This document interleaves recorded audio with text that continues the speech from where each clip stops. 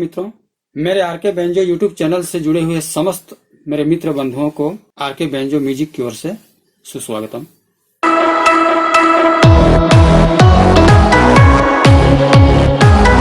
मित्रों, पूर्व वीडियो में हमने जाना कि 7 शुद्ध स्वर, 4 कोमल स्वर एवं तीव्र स्वर को निश्चित क्रम में सजाने से थाट की उत्पत्ति होती है। मित्रों, आपको यह बता दूं कि थाट में गाया बजाया नहीं जाता। जिस भी थाट के नाम से राग का निर्माण होता है उसे आश्रय राग कहा जाता है। केवल थाट की जानकारी रखने से ही संगीत की संपूर्ण जानकारी हो जाती है, यह नहीं मानना चाहिए, क्योंकि थाट तो राग के जनक हैं और राग की पहचान थाट से ही होती है। और यह भी कहा जाता है कि एक थाट में 484 राग का निर्माण होता है। मैंने पूर्व वीडियो में यह कहा था कि आने वाला कोई भी वीडियो में एक नया राग के साथ हम आपके सामने पेश होंगे, और यह भी कहा था कि उस राग में राग के वादी संवादी, पकड़, न्यास के रूप, राग के स्वरूप, ये सब की चर्चा करेंगे करके। परंतु मुझे पता है कि यह विषय बहुत बड़ा है और एक ही वीडियो में कोई भी राग से संबंधित गाने के साथ में इन सब चीजों को आप तक लेकर आने में समय कुछ ज्यादा लगता है। इसलिए हमने सोचा कि आज की जो चर्चा है उसे थोड़ा विस्तार से करेंगे।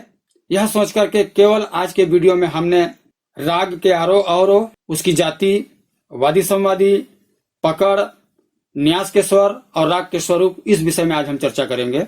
जैसे सिंपल आरोह अवरोह तो हर कोई जानता है, जैसे सारे गामा पध निसा,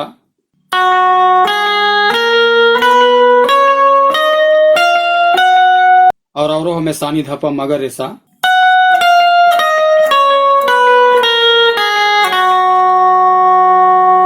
यदि किसी राग में सही नियम से अगर स्वर समुदाय को बैठाया जाए तो अलग अलग भी हो सकते हैं स्वर समुदाय। अभी हमने बजाया एकदम सा रे ग म प ध नि सा, सभी शुद्ध जो क्रम में थे, आरोह भी और अवरोह भी। अगर किसी राग को दर्शाना है तो ये क्रम से कुछ आगे पीछे भी रह सकते हैं। जैसे उदाहरण के लिए हम राग यमन कल्याण को लेते हैं। अब राग यमन कल्याण के आरोह अवरोह हम किस प्रकार से समझेंगे? भाई सिंपल में सा रे ग म प ध नि सा ये बजाया हमने, लेकिन राग यमन कल्याण वह किस प्रकार से चालू होगा? थोड़ा बारीकी को गौर कीजिएगा।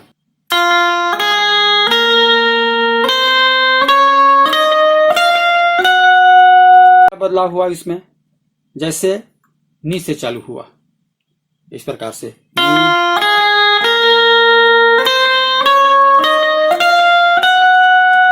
ये आरोह हुए क्योंकि निरे ग, निरे सा, गरे, परे, ये सब राग यमन कल्याण की स्वर संगति हैं। इन स्वरों का उपयोग करने के बाद ही राग यमन कल्याण की झलक दिखती है। अब जैसे आरोह सिंपल,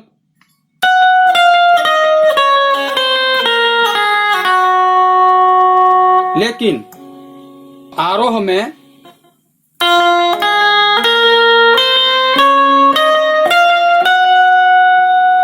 नी से चालू हुआ है और राग यमन कल्याण में निरे गरे, परे, निरेसा, यह सब राग यमन कल्याण की स्वर संगति हैं। इन सब को ही उपयोग करने के बाद में राग यमन कल्याण की छवि झलकती है। अब जैसे पकड़, पकड़ में हमने आपको बताया कि जो राग की पहचान जिससे बनती है, निरे गरे परे निरेसा, जैसे ये हो गया आपका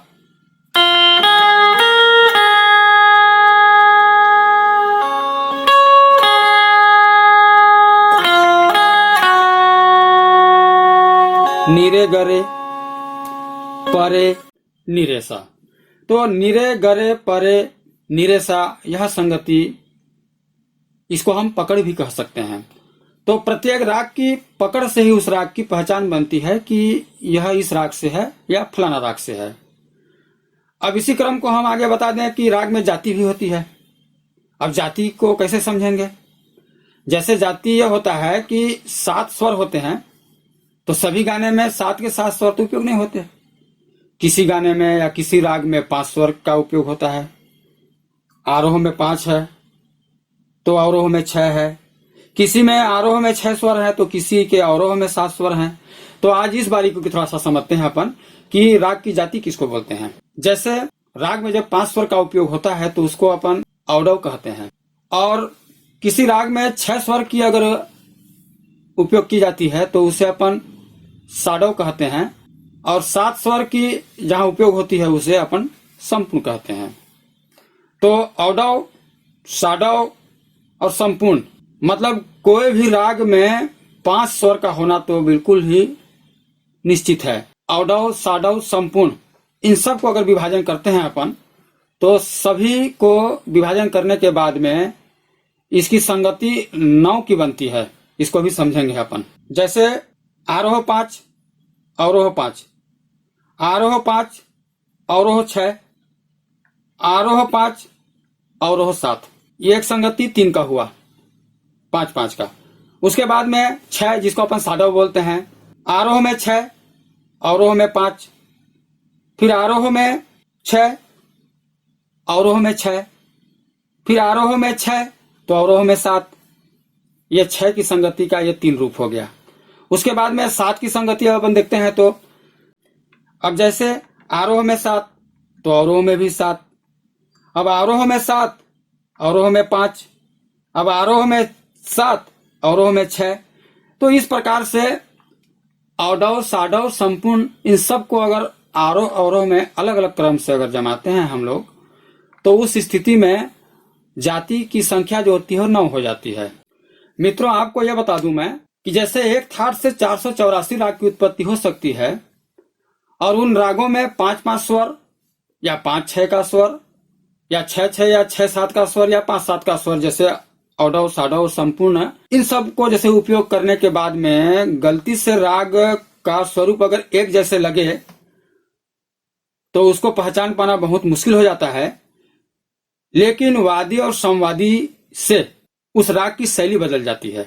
जैसे मान के चलिए राग भूपाली और राग देशकार सुनने में एक जैसे लगते हैं, परंतु उन रागों में जो वादी और संवादी है अलग अलग है, तो उसके चलते उस राग के चलन में कुछ तो फर्क पता चल जाता है।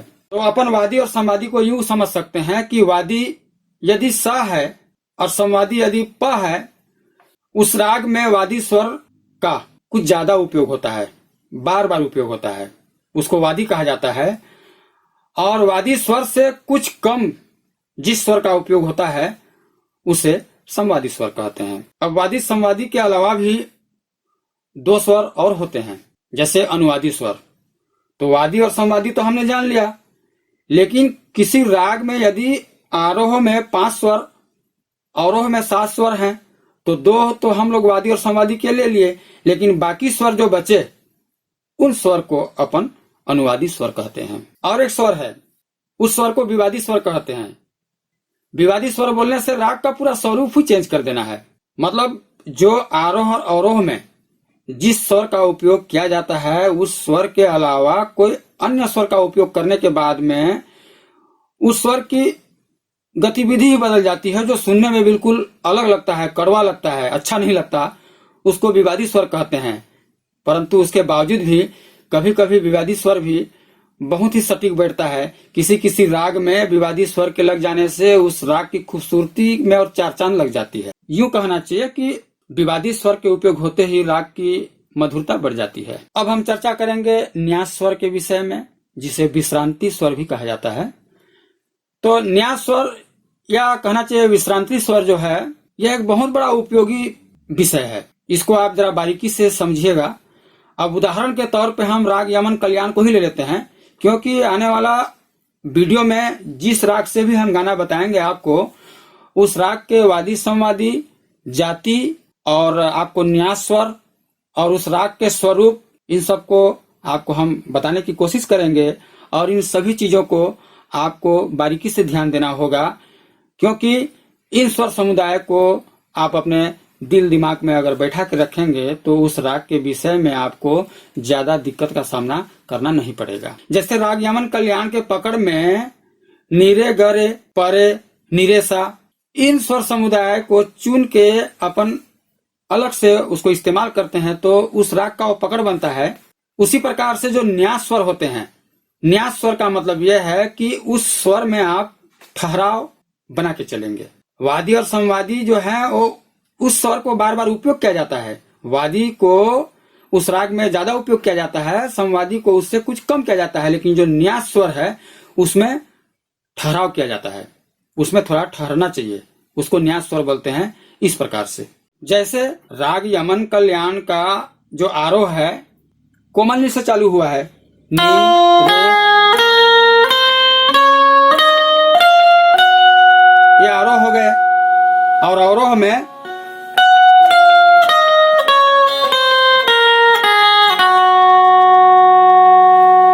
अब इसी स्वर समुदाय से न्यास स्वर आपको आरोह के लिए 3 और अवरोह के लिए 3 या 4 देंगे।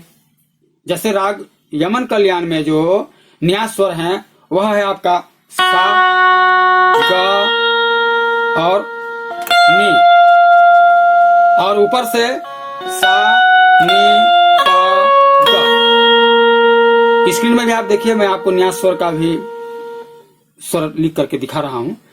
जैसे यह राग यमन कल्याण में न्यास स्वर सा, ग, नी, और इधर से सा, नी, प, ग।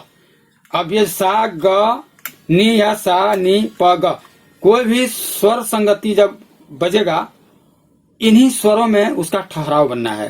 कैसे? इस प्रकार से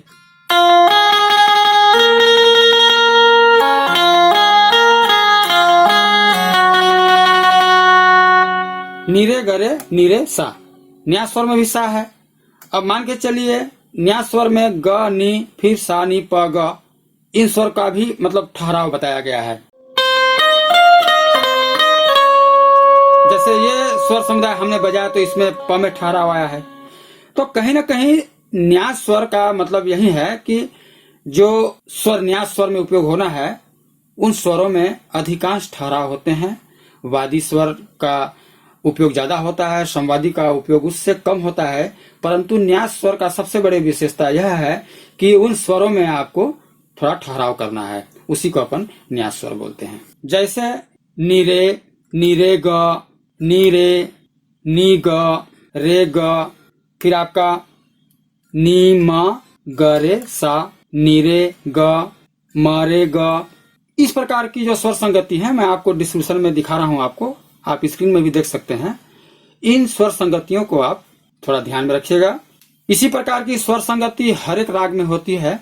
जब भी अपन राग के विषय में या राग से संबंधित गाने के विषय में चर्चा करेंगे उसमें इन सभी विषय पर अपन हल्का फुल्का ध्यान देते जाएंगे ताकि उस राग के बारे में आपको किसी भी प्रकार से दिक्कत का सामना करना न पड़े। बस यही निवेदन है कि मेरे वीडियो आप तक जैसे ही पहुंचे आप उसको लाइक, शेयर, सब्सक्राइब करें और बेल आइकन को भी टच करें। और साथ ही साथ जो सबसे बड़ी काम है आपके लिए वह ये कि मेरे वीडियो को आप अपने इष्ट मित्रों तक भी पहुंचाइए ताकि जिस धारणा से मैं इस वीडियो को तैयार कर रहा हूं या आप तक पहुंचा रहा हूं वह सार्थक हो। इसी के साथ आज के इस वीडियो में इतना ही चर्चा करेंगे। आने वाला वीडियो में कोई एक अच्छा विषय पर चर्चा करते हुए किसी राग के आधार पर गीत और उस गीत के वादी संवादी जाति, पकड़, आरोह अवरोह, न्यास स्वर और राग के स्वरूप को आप तक लेकर के आने की कोशिश रहेगी। तब तक के लिए मेरे समस्त मित्रों को आर के बेंजो म्यूजिक की ओर से सादर नमस्कार है।